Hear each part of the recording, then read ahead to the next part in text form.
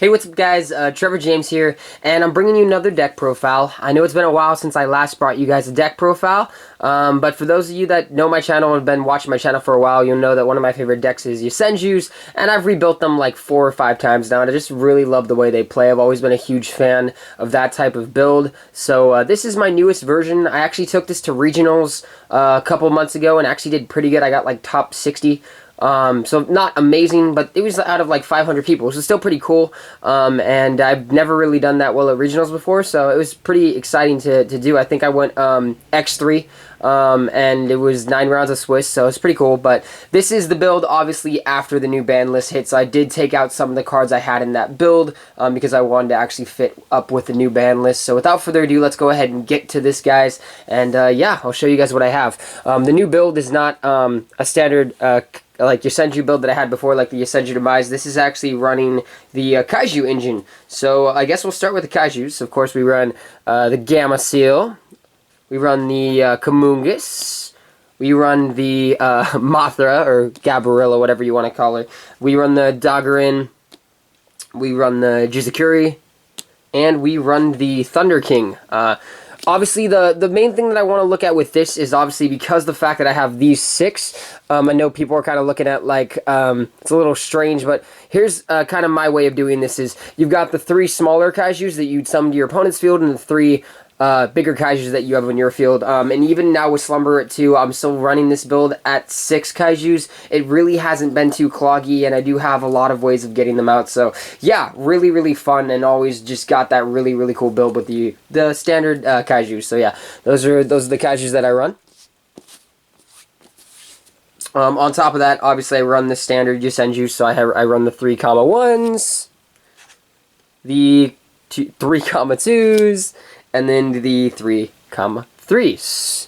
You kind of have to run this, obviously. The main reason why you run the Kaijus, if you don't understand how this deck works, you go comma 1, get out, obviously, another comma Yosenju with the effects of the Yosenjus, and then bounce the Kaiju you summon to your opponent's field back to your hand. So you just go for this eternal loop, because you keep getting them in your hand, and then you have a really beefy Kaiju on your field to kind of just decimate your opponent. So just really, really fun. It's an entire OTK build, so it's all about going second, and basically just getting rid of whatever your opponent has put up to basically stop you, because this deck really can just easily get over stuff. Even stuff like Drident, you just sack over the Drident with a Kaiju and then bounce it back to your hand. It's just, it's really nuts, and it's just a really, really fun build. And then I also run the 2 Sujik, because you need Sujik. He really, really comes in handy when you have a stronger monster in your opponent's field. You have no way of getting over it. That Sujik giving your Yosenju like another 1,000 points is just really, really good, and can honestly just really, really help you out.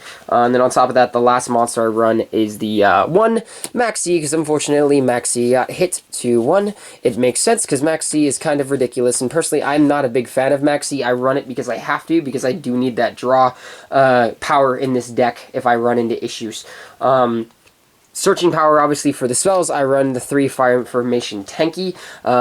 Any kind of Beast Warrior type of deck, you have to play this card, because this is what searches out that main component for your deck. And then, of course, it also does give a little bit of boost power with the 100 attack power up for, you know, all of your beasts. So, interesting. And then I run a lot of destruction cards. So, since I run the Kaiju build, I run the 2 Interrupting Kaiju Slumber. I also run the 2 Dark Hole and the 1 Regeki, because you want to play insanely destructive cards and just to clear your opponent's boards and stuff like that. And obviously the Slumber's your main aspect, but Dark Hole and Regeki's not a bad thing either, obviously, because you never really have monsters on your field besides the Kaijus. So for the most part, if you need to, you can just drop a Dark Hole and really not have to feel any kind of replications from that. So really, really good. And then on top of that, I run 2 Twin Twister.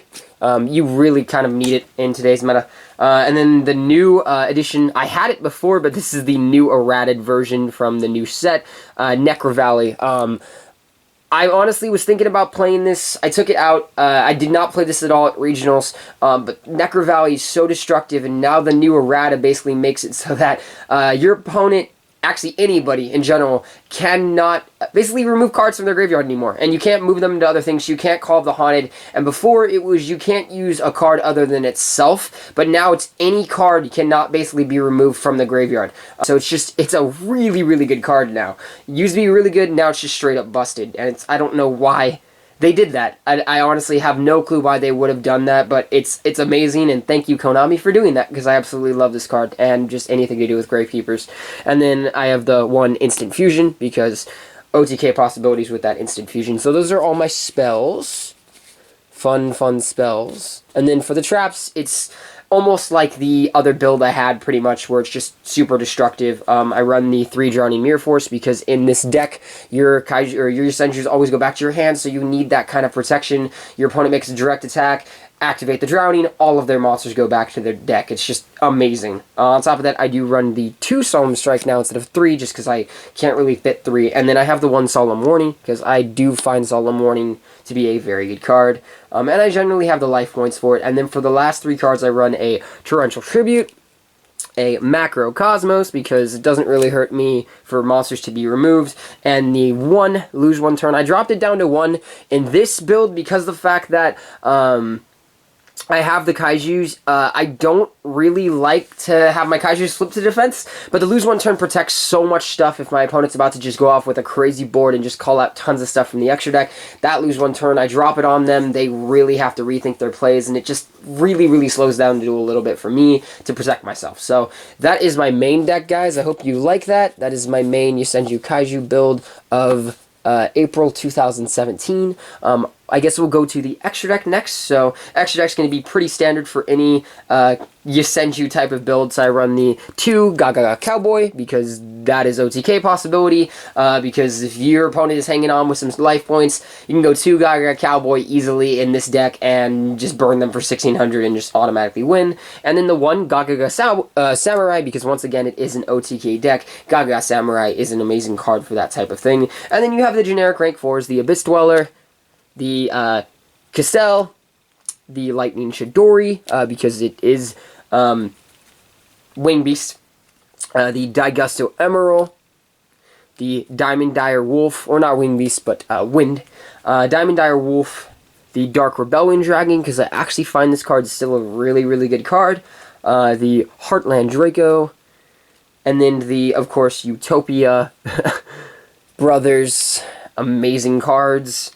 The 1 Norden for the instant fusion target, because Norden can never not be a bad thing. And then the Stardust Dragon. I run a card in a side deck that obviously uses Stardust Dragon, so I run Stardust Dragon in the main because I can. And now that I've talked about this extra deck, we'll go to the side deck. So I run the 2 Artifact Lancia. Now the side deck is exactly how it was for regionals. I didn't change anything for this side deck. So anyway, I have the 2 Lancia. I have the 2 Ghost Ogre Snow Rabbits. I have the 2 Flying Seas. I have a Upstart Goblin, more draw power if I need it. The 1 MST in case I got Royal Decreed or something like that. And I just need to run into more possibilities of blowing up my opponent's back row to protect myself. The Creature Swap, because I play Kaijus and Creature Swap is kind of fun to play in that build. I run the 2 Imperial Wall. The 2 Starlight Road, so that's why I run the Stardust Dragon, and the 1 Lose 1 Turn that is not sided. So yeah, guys, that is my Yosenju Kaiju build. I hope you guys enjoyed that. I'm going to try to get out more deck profiles for you guys now that I'm trying to get back to my normal YouTube schedule after being gone for a long time. But I hope you guys have a wonderful day, and I will see you guys later. Bye!